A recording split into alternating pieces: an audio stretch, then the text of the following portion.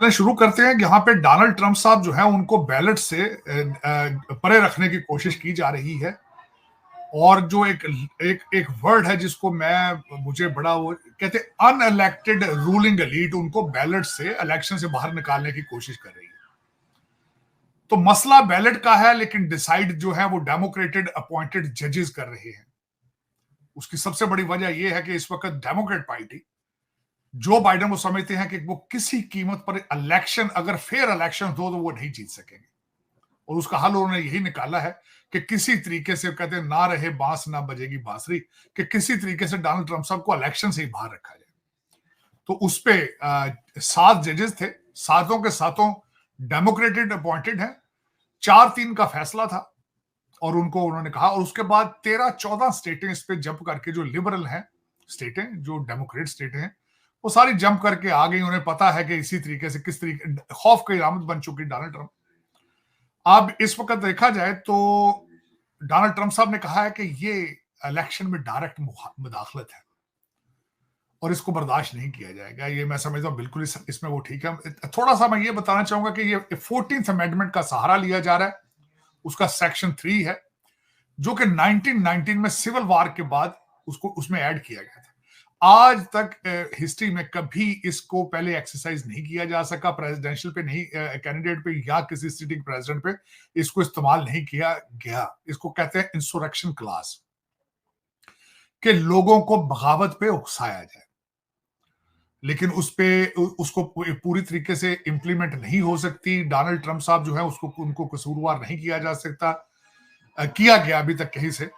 लेकिन जो इस वक्त अगर देखा जाए तो कैलिफोर्निया के लेफ्टिनेंट गवर्नर जो है उन्होंने अगले दिन स्टेटमेंट दी है। उन्होंने एक टीम तैयार की है और उन्होंने सिर्फ वाहिद टास्क दिया है कि किसी भी कीमत पर डोनाल्ड ट्रंप को बैलेट से रोका जाए। तो ये दर हकीकत ये जो हथकंडा है एंटी डेमोक्रेटिक है, ज्यादती है। लेकिन अब देखें कि 5 जनवरी तक, 4 जनवरी तक डेडलाइन है। 5 जनवरी को बैलेट प्रिंट होते हैं।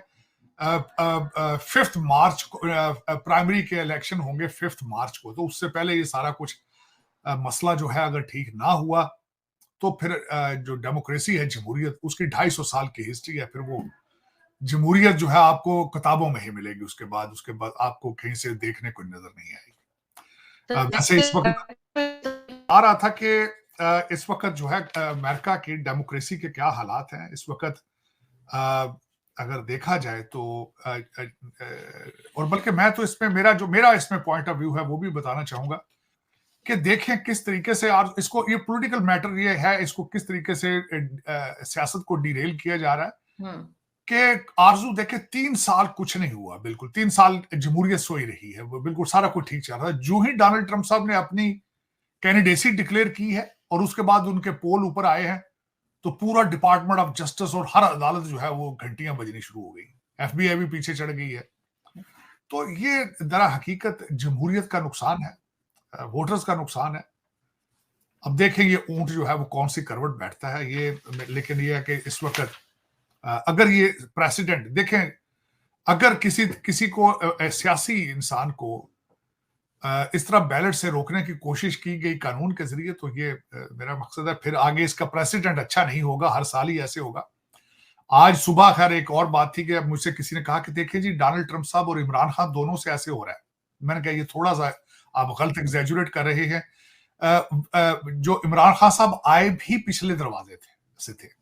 2018 में जहाज भर भर के जहांगीर तरीन साहब और एजेंसियां लोगों को लेकर आई थी। डोनाल्ड ट्रंप साहब को एजेंसियां नहीं लेकर आई थी, लोग लेकर आए थे, क्योंकि बराक ओबामा से लोग बेजार थे। तो उसकी वजह से डोनाल्ड ट्रंप साहब जीते थे इलेक्शन। उनका डिफरेंस उनसे कंपेयर करना मेरे ख्याल में थोड़ा एग्जैजुरेशन होगी। और दूसरा ये कि डोनाल्ड ट्रंप साहब को उस्मान बुजदार साहब की मदद हासिल नहीं थी, ये भी बताना होगा।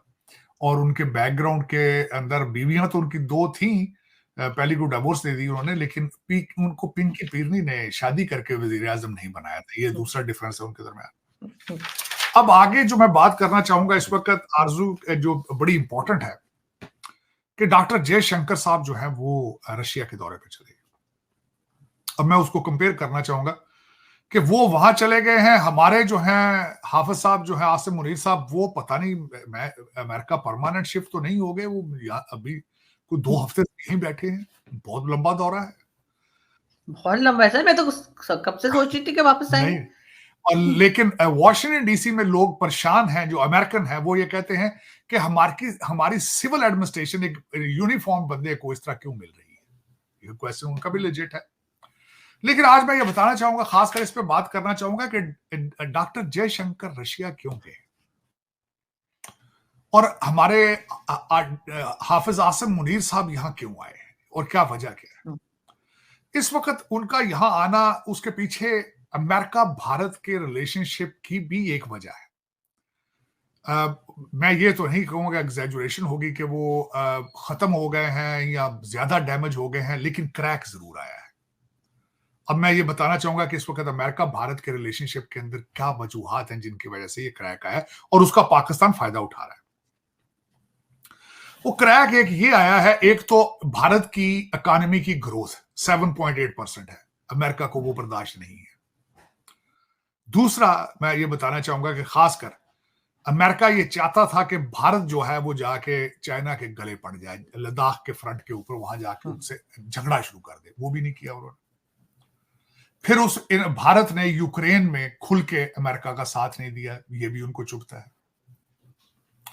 फिर उसके बाद गाजा के अंदर भी भारत ने अपना स्टैंड अलग से लिया है, वो भी उनको तकलीफ है। रेड सी के अंदर अमेरिका और उसके एलाइज को हूतियों ने और सोमाली पायरेट्स ने घेरे में लेके उनका नाक में दम कर दिया है, वहां बिल्कुल शिपिंग हो ही नहीं। इन्होंने 10 मुल्कों का इत्तेहाद बनाया है जिसमें भारत शामिल नहीं है, ये भी तकलीफ है उनको। तो ये सारी वजूहात की बेस पर, और दूसरा सबसे बड़ी वजह यह है कि वॉशिंगटन डीसी में जो भारतीय लॉबी और डायस्पोरा है, उसने अमेरिका को गर्दन से पकड़ा हुआ है, वो भी उनको बर्दाश्त नहीं। इन वजूहात पे उन्होंने ये जो पिछले दिनों सिख फॉर जस्टिस और ये सारा ड्रामा बनाया गया भारत की गुडविल को डैमेज करने के लिए, ये रिफ्टें आई दरमियान में। और लेकिन ये कि उसमें फिर आप बैठे, आप बहुत इंटेलिजेंट लोग हैं, पाकिस्तानी बहुत तेज लोग हैं, आपको तो डॉलर की स्मेल आ जाए तो फिर आप उसी वक्त रुक जाते हैं। तो आपने अब थोड़ी सी देखी खिड़की में से रोशनी आ रही है, क्या वजह है, आप जंप मार के अंदर आ गए। आपने यहां आके शोर किया है कि देखें जी, रा ने हमारे घर में घुस के 20 लोगों को मार दिया है, इनको रोकेंगे। उधर से आपने कहा है कि जी दोहा एग्रीमेंट के पठान भाई जो है वो उसकी खिलाफवर्जी कर रहे हैं। फिर उन्होंने कहा है कि आप असला 85 बिलियन का छोड़ा है, पठान भाई जो है वो हमारे पीछे पड़ गए असला लेके, हमें उनसे भी बचाया जाए। हालांकि जब पठान भाई आए थे आपने जश्न मनाए थे, आपने इस्लामाबाद में झंडे लगा दिए तालिबान के, आप चाय पीने चले गए थे काबुल, आपने कहा था भी कैबिनेट हम बनाएंगे, उन्होंने जब कहा ना बाय बाय, फिर वो आपको पता चला अब तो वो घर में घुस के मार रहे हैं। 23 लोग मार दिए जब से हमारे आर्मी चीफ साहब यहाँ है, 3 अटैक एक दिन में हुए। तो इस, और दूसरा एक और बड़ी सबसे बड़ी वजह यह है कि वो जो 10 मुल्कों का इत्तेहाद इंडिया ने, भारत ने जो ज्वाइन नहीं किया है, उन्होंने उसका रिजल्ट क्या निकाला है, उन्होंने एडन यमन में अपने ISS कोची और ISS कलकत्ता को वहां भेज दिया। अमेरिका को वो भी पसंद नहीं है, वो कहते हैं कि भारत जो है वो Bharat is behaving like a super power. वो कहते हैं हमारे ये तो भाई खुद अपने मसले खुद ही हल कर रहे हैं, हमारे पीछे नहीं आ रहे, हमारी टीम में नहीं आते, तो खुद ही लीड करना शुरू हो गए। तो ये सारी चीजें उन्हें चुभती तकलीफ होती। देखिए कोई भी इनकी जगह हो तो तकलीफ हो उनको, खुद की इकोनॉमी, खुद बैंकरप्सी पे पहुंचे में, उधर उनकी जो है वो इकोनॉमी वो 7.8% पे चल रही है, तो तकलीफ तो है ना। गोरा किस तरह बर्दाश्त करेगा भाई, जहां हमारे दादे पोते जो इनके दादे परदादे जो थे ईस्ट इंडिया कंपनी वाले, मोदी साहब ने बहुत बदला लिया है। वो कहां गए थे सबसे पहले, सूरत में गए थे 16वीं सदी में, 1600 में सूरत गुजरात में गए थे। मोदी साहब आपने बड़े सही तरीके से इनको काबू किया। तो वो बर्दाश्त तो नहीं होता ना भाई, ईस्ट इंडिया कंपनी जो थी, हम जाते थे पूरे मुल्क के ऊपर, अब इतनी हुकूमत की है, अब वो लोग आंखें दिखाते हैं। ऋषि सोनक साहब भी भारतीय हैं, यहां सारी कंपनियां, ये तो हथियार फेंक चुके हैं, क्योंकि इस वक्त इनसे तो अमेरिका नहीं चल रहा है, इसको इसको तो भारतीय इस वक्त जो बच्चे इंडियन इंस्टीट्यूट ऑफ टेक्नोलॉजी के पढ़े हैं वो चला रहे हैं अमेरिका को, वो बर्दाश्त तो नहीं होता ना। सर अब तो जो डिफरेंट स्टेट्स हैं भारत की, वो भी इकोनॉमी में बहुत आगे बढ़ने लगी है। अभी यूपी की खबर आई थी कि यूपी में जो है उनकी भी बहुत ज्यादा वो लोग आगे बढ़े हैं अपनी इकोनॉमी को लेकर, यानी स्टेट्स जो हैं वो अब अलग अलग आगे बढ़ रही हैं। सब तो पर इस तरह से दूसरा लोग तो सिर्फ फोकस उनका इकोनॉमी आरजू वहां की मैंने भारत का देखा पूरा। है, सबसे अच्छी बात जो है उनकी वो भारतीय स्टेटें एक दूसरे के साथ compete करती हैं बिजनेस में, परफॉर्म करती हैं। वो उनके बच्चे लंदन में तो नहीं ना भाई, वो लूट मार का कारोबार तो आपका है ना, उनका तो नहीं है। वो तो उनको तो उनकी तो प्राइड है, उनकी तरक्की का सीक्रेट ही ये है कि वो नेशनलिस्ट हो चुके हैं। वो कहते हैं हम भारतीय हैं, हम भारत को आगे लेके जाएंगे। और सर सादे हैं, मतलब वो लोग काफी सिंपल तरीके से रहते हैं। हमारे यहाँ तो जरा सा पैसा है, कोई मर्सिडीज से नीचे उतरता ही नहीं। भाई आप तो फिर आपके तो कहने क्या है। मैं तो अक्सर अभी भी वो अपने मेजर गुरुवारिया साहब ने जो एक वीडियो बनाई थी, वो काश पाकिस्तान के कॉलेजों में दिखाई जाए, स्कूलों में दिखाई जाए, जो उन्होंने जनरल रिपन क्या नाम उनका था, रिपक जी, वो उनके जो आर्मी चीफ जो थे आर्मी उनके। चीफ थे, विपिन, हाँ जनरल विपिन, उनके गेट पे खड़े होके अंदर गए और उन्होंने कहा कि ना सिर्फ ये आर्मी जनरल है, इनके वालिद भी आर्मी जनरल थे, इनके जो पिता थे वो भी आर्मी जनरल थे। फिर ड्राइंग रूम में जाके बैठे। मैं समझता हूँ वो पाकिस्तान के निसाब में होनी चाहिए चीज कि भाई आप विपिन रावत नाम था उनका। विपिन रावत। हमारे जो पिछले गए हैं मालिक, हमारे जो गुरु बाजवा साहब थे, जब वो घर को गए हैं, 12 अरब रुपए की करप्शन के एलिगेशन है उनके ऊपर, उनकी फैमिली के असास से 12 अरब रुपए हैं। तो देखें फिर, मैं आपको हमेशा ये कहता हूं, दुख वाली बात है कि उन्होंने भारत बना लिया, आपने पाकिस्तान बनाया ही नहीं, फाइलों में बनाया, लूट रहे हैं, खा रहे हैं, मजे कर रहे हैं। लेकिन आपने तरक्की बहुत की है, पाकिस्तान में नहीं की, बहुत तरक्की। बिल्कुल लेकिन सर अभी जो बलूचिस्तान के लोग आए थे, वो भी एक हंगामा था, सर्दी नहीं में देखिए, उनके ऊपर पानी फेंका गया, मारा पीटा गया। 12 पीटा क्या, 1970 से आप हालते जंग में हैं बलूचिस्तान में, मुसलसल मिलिट्री ऑपरेशन 1970 से हो रहा है वहां पे। आप देखें, आप जुल्म की दास्तानें कभी देखें। आपने ग्वादर जब चाइना को बेचा, और वो जो सदियों से वहां मछेरे थे, मछलियां बेच के रोज अपना रोटी कमाते थे, आपने वो भी बेच दिया चाइना को। उनका उनका ये सबसे बड़ा उनका मुतालबा यही था कि हमारी किश्तियां वर्सेस उनके उनके जहाज आते हैं मछलियां पकड़ने चाइना के, और वो पकड़ के लेके जा रहे हैं। तो फिर आपके तो बादशाह आदमी है ना, आपको तो भाई जब आपको तो डॉलर चाहिए, कि आपको तो सर आपको मिसिंग डॉलर पर्संस चाहिए। का इशू है। सर मिसिंग तो पर्संस के मिसिंग ऊपर मिनिस्टर साहब कहते हैं कि मियाँ बीवी का झगड़ा होता है तो मियाँ जब अफगानिस्तान चले जाते हैं, कह देते हैं मिसिंग पर्सन है। ठीक है भाई, कहने को क्या, कौन सा पूछने वाला जो कोई नहीं है। अगर कोई पूछने वाला हो तो पूछे ना। और आरजू दूसरी बात यह है कि जब आपको डॉलरों में हर चीज चाहिए होती, डॉलर मिल जाते हैं। सुना था किसी का भाई यहाँ पे पिज्जा डिलीवरी करता था, अब 150 पिज्जों का मालिक है। फिर वो आप इसको समझ ही सकते हैं क्या क्या हो रहा है आपके कंट्री के साथ।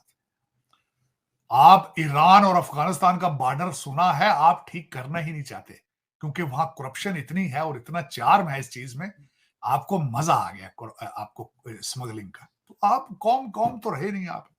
और पता है आपको, सब पता है कि क्या फ्रॉड हो रहा है, क्या हर चीज का पता है आपको। काश काश आप, मेरा मकसद कोई सोचता है इसके बारे में क्या हो रहा है।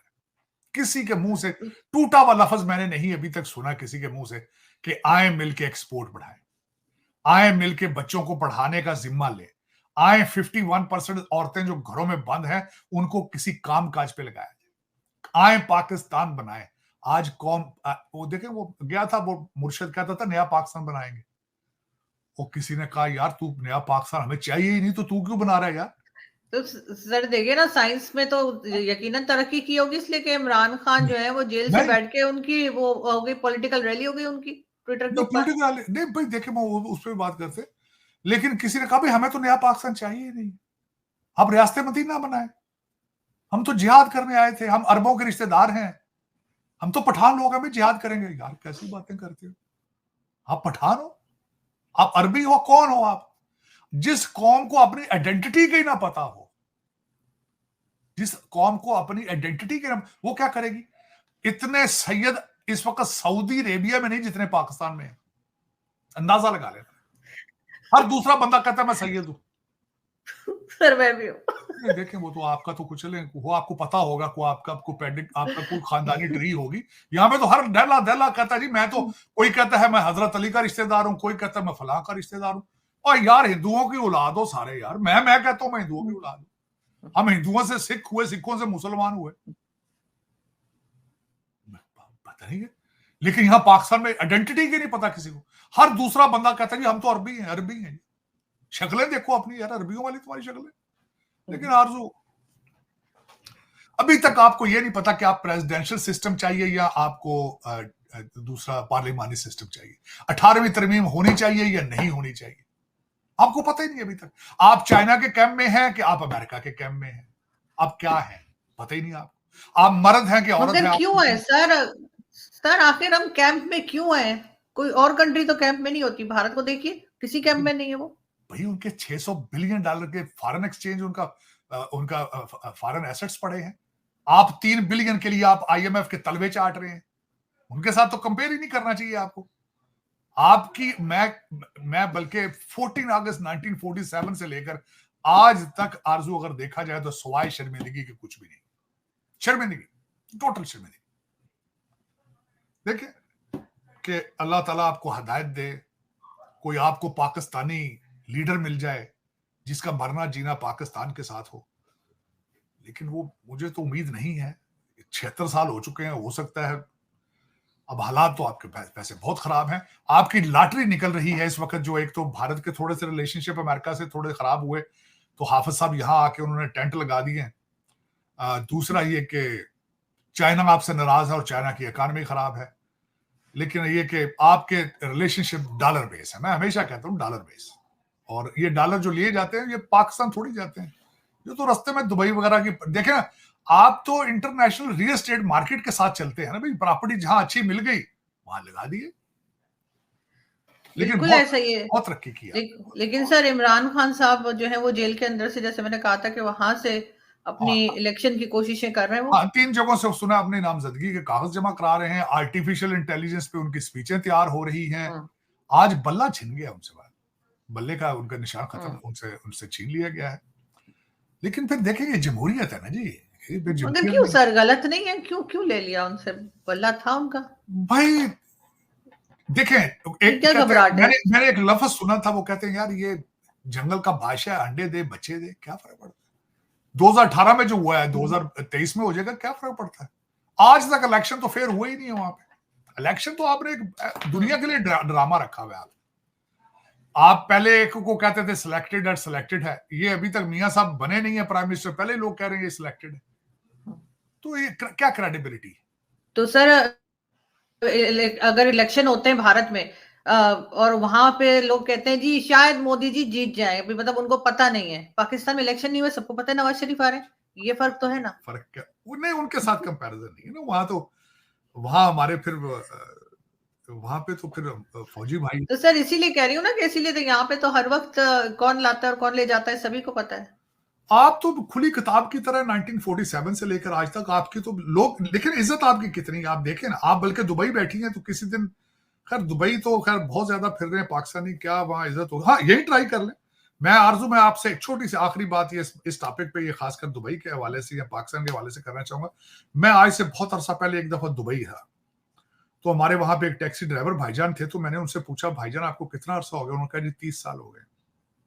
मैंने कहा अब यहाँ खुश हैं? उन्होंने कहा जी मैं आपको एक छोटा सा वाकया बताता हूँ, आप खुद अंदाजा लगा लें कि मुझे यहाँ खुश होना चाहिए या नहीं। मैंने कहा ठीक है, क्या वाकया? उन्होंने कहा जी बात यह है कि मेरे क्लाइंट जो बैठते हैं, मेरे टैक्सी में बैठते हैं जो सवारियां, वो जब किराया देते हैं तो नोट को इस तरह पकड़ के देते हैं दूर से, ताकि मेरा हाथ ना लग जाए उनके हाथ को। तो आप अंदाजा लगा लें कि हमारे लिए कितनी सख्त नफरत है इनके दिमाग। और दूसरा, उनके कल्चर में 3-4, ये दुबई में तो शायद इतना नहीं है, लेकिन जरा आप साइड पे हट के जाएं, सऊदी अरेबिया में चले जाएं, कुवैत में चले जाएं, कोई दूसरी स्टेटों में चले जाएं, आपके लिए उन्होंने नाम रखे हुए हैं, रफीक, मस्कीन, गरीब, ये नाम है आपके। तो फिर आप कहते हैं हम इनके रिश्तेदार हैं, वो आपको मुसलमान ही नहीं समझते। ना आपको देखें, यहां पे मिडिल, अगर देखा जाए तो इंडिया में लोग आपको पूरा मुसलमान नहीं समझते, वो कहते हैं यार ये तो या लालच में मुसलमान हुए या डर के मुसलमान हो गए, ये पता नहीं किस किस्म के मुसलमान है। यहां पे आपको ये कहा जाता है, उधर वो भी नहीं आपको मानते, वो कहते हैं यार ये तो खुद कन्वर्ट हुए हैं 2-4 साल पहले, इनको पता क्या इस्लाम का पता। मुझे किसी ने भेजा था, एक मीम भेजा, बड़ा अच्छी बात है। उन्होंने कहा भी दुनिया में जलील हो रहे हैं क्योंकि हम मुसलमान हैं, आखिरत में जलील होंगे कि हम अच्छे मुसलमान नहीं थे। तो इधर भी जूते हैं, ऊपर भी जूते हैं। देखिए सुकून कहां, सबसे पहले इंसान तो बन जाए, इंसान सबसे पहले कहां। सर इंसान तो बन जाए। मैंने आज किसी से चैलेंज किया, मैं क्या 1.9 बिलियन मुसलमान है और जहां भी हैं जलील ख्वार हो रहे हैं, क्यों हो रहे हैं बताओ, इसका जवाब दो। कोई जवाब नहीं था उसके पास। मैंने कहा मैं तो सर अब बिल्कुल टू नेशन थ्योरी के ऊपर बिल्कुल बिलीव नहीं रखती, इसलिए कि मुझे तो इतना प्यार मिला है भारत से कि आप यकीन करें सर, अभी भी एक साहब जो है वो बॉम्बे से यहाँ दुबई आए सिर्फ उससे मिलने के लिए, और कल मेरी उनसे मुलाकात होगी। आप तो वो कह रही हैं, मैं तो सारा दिन होता ही भारत हूं। मुझे ये बताएं कि मेरा तो वो भाइयों से ज्यादा प्यारा इंसान है जो मेरे साथ 30 साल से, तो मैं तो सारा दिन होते ही भारत में हूँ, गुरुद्वारों मंदिरों में और सारा ये मस्जिदों में आगे पीछे। मैं वैसे जाती तौर पर बताऊं, ये तो मैं किसी से डिफरेंस नहीं करता। मजहब आपका जाती मसला है, आपका जाती रिलेशनशिप है खुदा के साथ, भगवान वाहे गुरु के साथ आपका पर्सनल मैटर है। मैं एज अ ह्यूमन आपकी रिस्पेक्ट करता हूँ, प्यार भी इसी बेस पे करता हूँ। मैं रिलीजन बेसिस पे नहीं किसी के साथ अटैच, नेशनैलिटी बेसिस पे भी नहीं करता। लेकिन मुझे ये सारा कुछ सिखाया अमेरिका ने। पाकिस्तान में जो नफरतें सिखाई जाती हैं, आपको निसाब में बताया जाता है स्कूलों में, नफरत, ज्यादती, बहुत सर ज्यादती। बिल्कुल ऐसा ही है, लेकिन सर अब हो सकता है कुछ चेंज आ रहा हो, क्योंकि मैंने सुना है कि कुछ स्कूल्स वगैरह में टेक्स्ट बुक्स जो है उसमें अब ये बताने लगे हैं कि दिवाली होती है या होली होती है, क्रिसमस, इस किस्म की चीजें बच्चों को पढ़ाना शुरू किया है इन्होंने, पहले तो नहीं था। इनको मैं जाती तौर पे बताऊं, इनको आरजू अपनी हिस्ट्री को करेक्ट करना चाहिए, अपने हीरोज का नाम बताएं, एक टेक्सला यूनिवर्सिटी जो है उसकी रिस्पेक्ट करें, वहां पे जो चाणक्य सिविलाइजेशन की हिस्ट्री बताई जाए, अर्थशास्त्र के बारे में बताया जाए बच्चों को, भगत सिंह के बारे में बताया जाए, फिर उसके बाद महाराजा रंजीत सिंह के बारे में बताया जाए, फिर बताया जाए कि किस तरीके से प्रताप सिंह जो थे, जिनकी और अकबर की आपस में जंग हुई थी, प्रताप सिंह का जो सिपा सालार था वो मुसलमान था और अकबर की फौज का जो सिपा सालार था वो हिंदू था। तो इनको बताया जाए कि अगर लोग आज से 1000 साल, यहां से 500-700 साल पहले इतने टॉलरेंट थे, तो आज इतनी नफरतें क्यों हैं रिलीजन बेसिस पे। मैं किसी के साथ रिलीजन बेस पे सवाल ही नहीं पैदा होता, और उसके ओरिजिन के बेस पे किसी को जज करूं कि ये नहीं। आप सोच नहीं सकते कि कल क्रिसमस थी, मैं 2 पार्टियों में था और मेरा स्टाफ भी था, वो क्रिश्चियन है सारे। यकीन करें मैंने हर एक से कहा है कि क्रिसमस वाले दिन जब चर्च में जाओगे मेरे लिए दुआ करना। दिवाली में जितने मेरे दोस्त, कल बल्कि एक हिंदू दोस्त मेरे लिए आए क्रिसमस का गिफ्ट लेके ऑफिस में, और उनसे मैंने पूछा क्रिसमस को क्या करें, वो कह रहे थे मंदिर जाऊंगा। मैं क्या, मेरे लिए दुआ करना जाके। आपको मैं मजे की बात, आरजू हफ्ते में 1 दफा लाजमी मंदिर से प्रसाद आता है मेरे ऑफिस में, दोस्त बड़े प्यार मोहब्बत से छोड़ के जाते हैं। मैंने तो आज तक इस तरह किसी से सोचा ये क्या हो रहा है क्या नहीं हो रहा। ये बहुत छोटी चीजें हैं जो आप सोचते हैं, ये बहुत, इससे आगे निकलना होगा। अगर आपने तरक्की करनी है, अगर आपने अच्छी जिंदगी गुजारनी है, इन चीजों से आगे निकलना होगा।